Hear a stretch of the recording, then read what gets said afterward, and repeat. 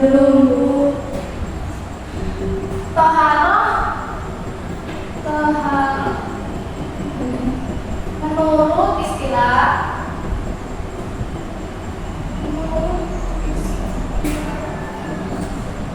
ialah bersih. Sedangkan menurut toharoh itu menurut syarah ialah bersih atau najis. Toharoh secara umum dapat dilakukan dengan empat cara, yaitu membersihkan anggota-anggota badan yang terkena najis, membersihkan hati dari yang sifatnya tercela, membersihkan hati dari selain Allah, dan membersihkan anggota-anggota badan yang terkena dari dosa. Nah, toharoh ini terbagi menjadi dua. Yang pertama yaitu toharoh ma'nawiyah, yaitu toharoh yang membersihkan diri dari kotoran batin, seperti bertobat kepada Allah secara taubatan nasuha. Dan yang kedua toharoh hissiyah.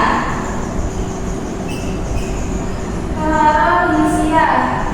Toharoh hissiyah ini ialah toharoh yang dilakukan seperti apabila badan kita terkena najis atau terkena kotoran atau terkena darah dan sebagainya.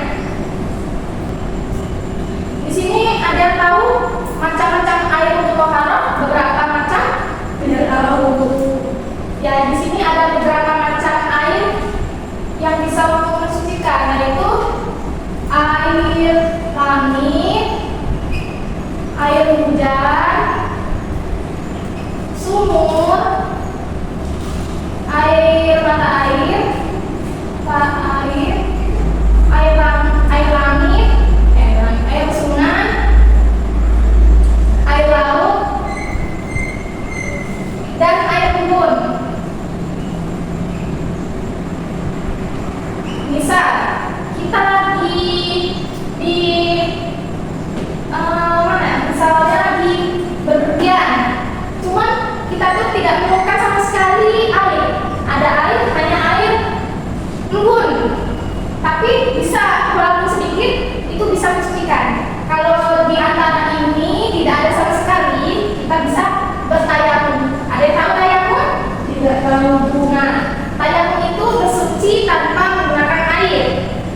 Caranya cari debu atau tanah terutama debu, tapi yang tidak terkena najis, seperti di dinding. Nanti ada caranya sendiri, itu bagaimana cara tayamum. Itu kalau tidak ada air sama sekali, misalkan dalam musim yang ibu tulis tidak ada, bisa menggunakan tanah atau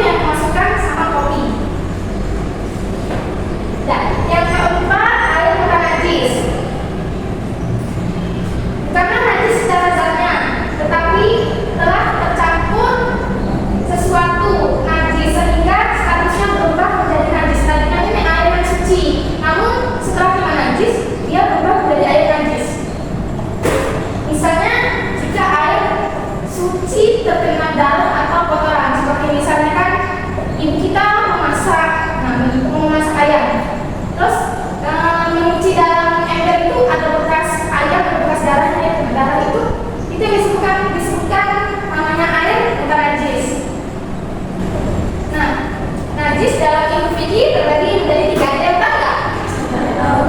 Nah, yang pertama najis mukhalladhah, masuk di dalamnya seperti anjing, babi, pokoknya seperti hewan-hewan yang dilarang oleh umat muslim ya, yang tidak boleh dimakan seperti anjing, babi, itu termasuk najis mukhalladhah.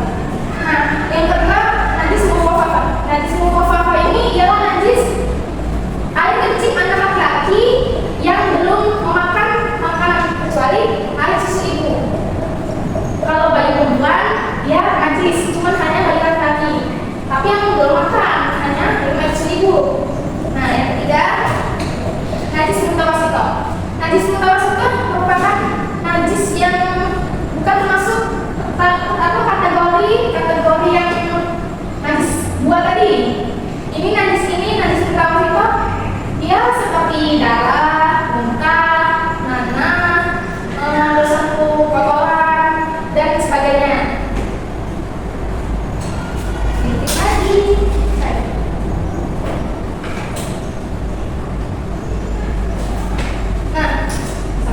Nah, di sini anak-anak ada yang tahu nggak cara mensucikan dari najis? Tidak tahu. Nah, tadi kalau najis mukhalladhah dia cukup dibasuh secara 7 kali bersama dengan tanah atau debu. Jadi itu tanah dan debu dibasuhkan dengan air secara 7 kali.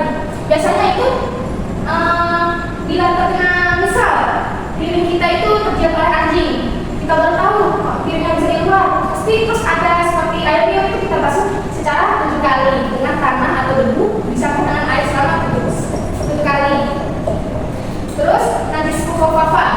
Biasanya najis mukhafafah ini tergolong seperti kita ada nyamuk menghingga ke kita, terus nyamuk pasti otomatis dari kita kan ada darahnya. Itu tinggal dicucikan secara kuat dan digosok-gosok perlahan. Itu sudah termasuk membersihkan hadis dari najis mukhafafah. Nah, yang terakhir najis mutawasithah, yang disucikan terlebih dahulu ya najis airnya, lalu kemudian tempatnya itu disiram seperti kotoran ayam, misal ada di halaman rumah kita. Biasanya kan kita buang dulu, baru kita siram. Nah, itu yang dinamakan najis mutawasithah. Apakah dari materi ini ada yang mau bertanya? Oke, sekian hari ini materinya dari Ibu. Materi selanjutnya kita lanjutkan di hari kemudian. Baiklah, cukup sampai sini saja. Wassalamualaikum